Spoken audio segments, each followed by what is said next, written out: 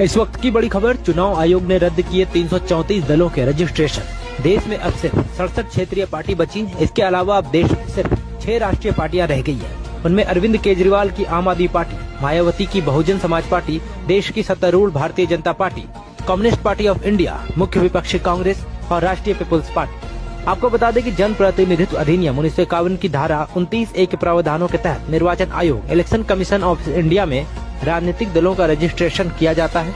Election commission of India ने 6 वर्षों तक चुनाव नहीं लड़ने पर इन पार्टियों को पंजीकृत दलों की सूची से हटा दिया है। इस वक्त की बड़ी खबर, चुनाव आयोग ने 334 दलों का रजिस्ट्रेशन रद्द कर दिया है।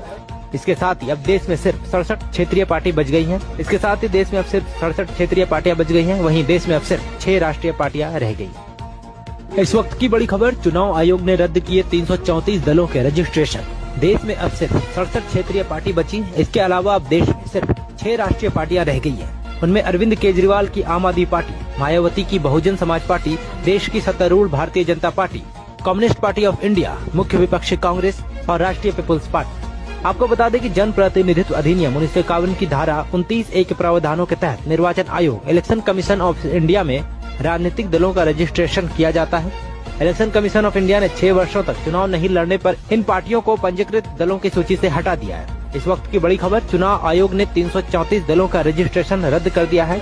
इसके साथ ही अब देश में सिर्फ 67 क्षेत्रीय पार्टी बच गई हैं। इसके साथ ही देश में अब सिर्फ 67 क्षेत्रीय पार्टियां बच गई हैं। वहीं देश में अब सिर्फ 6 राष्ट्रीय पार्टियां रह गई।